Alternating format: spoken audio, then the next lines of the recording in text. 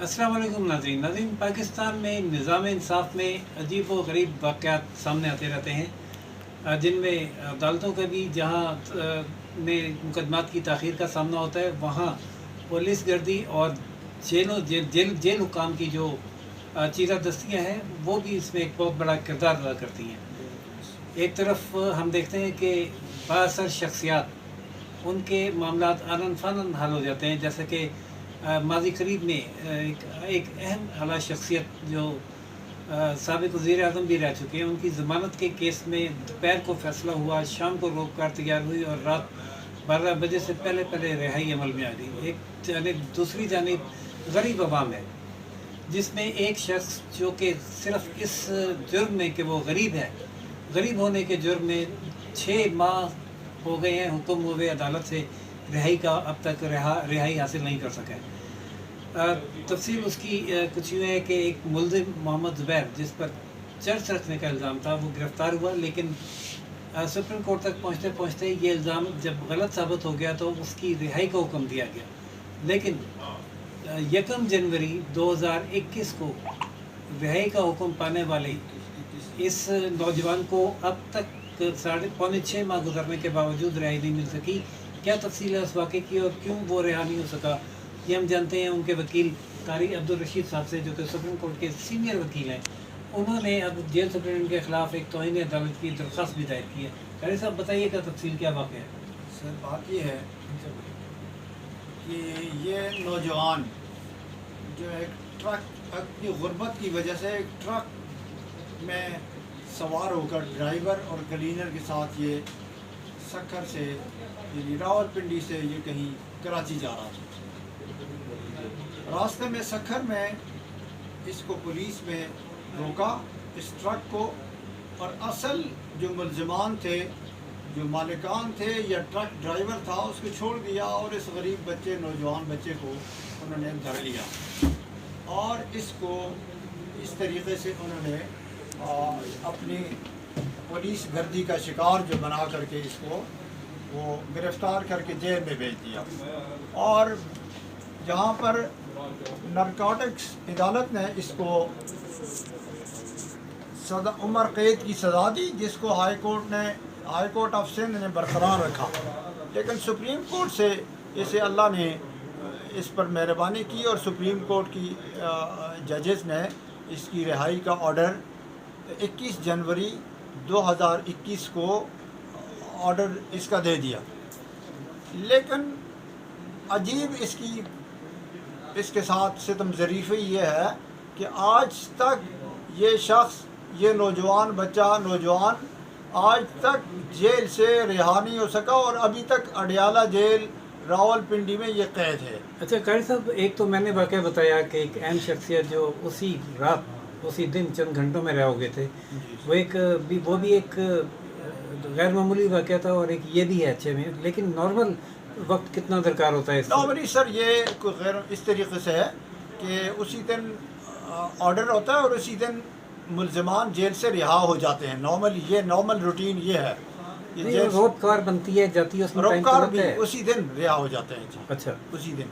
लेकिन इस नौजवान को 5.5 माह होते हुए हो गए हैं, लेकिन अभी तक एक ऑफिस से दूसरे ऑफिस में लेटर बाजी हो रही है और उस पर कोई ऑफिसर, कोई ज़िम्मेदार शख्स, कोई अहम ज़िम्मेदारी अपनी महसूस ही नहीं करता और वो फाइलों के नीचे इसका लेटर दबा हुआ है कि जी यहाँ से सक्खर से, यानी सिंध गवर्नमेंट की इख्तियार से सक्खर से ये पंजाब और अडियाला वाला क्या चक्कर है? कन्फ्यूजन है ये, ज़रा बताइए। कन्फ्यूजन ये है कि पहले ये he was imprisoned in Sukkur central jail Sukkur. वहाँ से जब सुप्रीम कोर्ट में इसकी जेल पिटीशन लगी हुई थी तो उसमें इसकी वालिदा की दरख्वास्त पर, क्योंकि बेवा खातून है, वो इसको मिलने में दुश्वारी महसूस करती थी बार बार सक्खर आने जाने में, इस वजह से इसने दरख्वास्त की कि मेरे बेटे को अडियाला जेल रावलपिंडी जो करीब तर उसके घर से करीब तर जगह है वहाँ पर कर शिफ्ट कर दिया जाए। वो शिफ्ट हो गया, लेकिन अभी तक रेड टैपिज़म, एक यानी सुर्ख फीते का शिकार ये है कि अभी तक ये बंदा جو کہ ایک دن میں نہیں چلیں ایک ہفتے میں رہا ہو جانا چاہیے تھا میکسیمم، اب یہ یہاں پر وہ یعنی 5.5 ماہ سے زیادہ ہو رہے ہیں کہ یہ رہا نہیں۔ قاری صاحب رکاوٹ کیا ہے؟ روکار بن چکی ہے؟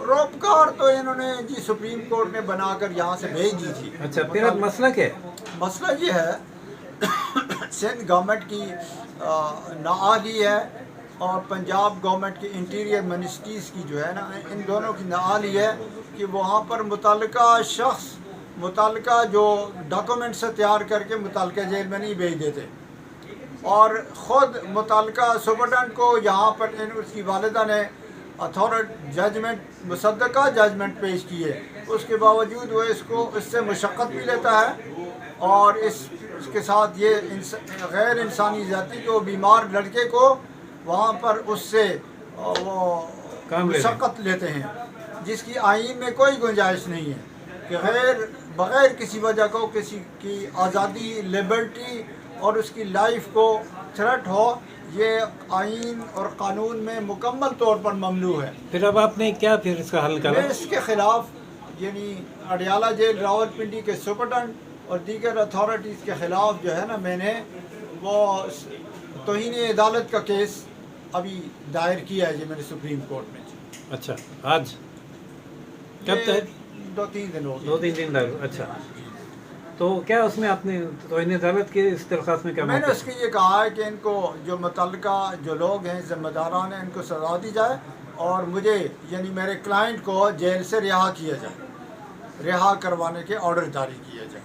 اب یہ عدالت میں اب موسم گرما کی تعطیلات آ رہی ہیں، کیا آپ سمجھتے ہیں کہ ان تعطیلات میں آپ کی اس درخواست مجھے امید ہے، اللہ کی ذات سے امید ہے، اور سپریم کورٹ اس میں اس مظلوم لڑکے کی مدد کرے گی، اور اس کیس کو کسی نہ کسی ارجنٹلی لگا کر اس کی رہائی کے کچھ، اور اگر یہ ان چھٹیوں میں نہیں لگتا تو پھر 3 ماہ اور تاخیر ہو سکتی ہے۔ یہ امید ہے، مجھے یقین ہے کہ انشاءاللہ یہ چلیں، اللہ تعالیٰ آپ کی امید اور یقین پورا کرے اور اس مظلوم شخص کو رہائی ملے، جو لیکن یہ بڑا انوکھا واقعہ ہے، غریب ہونے کی وجہ سے اب تک رہا نہیں ہو پایا، غریب ہونے کی وجہ سے ابھی تک رہا نہیں کیونکہ ہوا۔ اگر تو کوئی طاقتور ہوتا یا بااثر ہوتا تو اب تک پیسے لگا کے بھی یہ ریڈ ٹیپ کٹوا چکا ہوتا۔ جی ایسے ہی ہے، بالکل آپ ایسے صحیح ہی فرما رہے ہیں کہ غریب ہونا بھی بذات خود ایک بہت بڑا، اور یہ اس قسم کی تاخیر اور واقعات نظام انصاف پر ایک ایسا دھبا ہے جس کا سپریم کورٹ کو کم از کم ایسے کیسز میں تو نوٹس لے لینا چاہیے جن کے معاملات میں درخواست ان کے سامنے آ گئی۔ بالکل ایسے، بالکل جی سر، آپ صحیح فرما رہے ہیں راشد حبیب صاحب، آپ کا تجزیہ بالکل درست ہے۔ یا غریب کے لیے انصاف کے پیمانے اور ہیں، اور امیر کے لیے انصاف کے پیمانے اور ہیں۔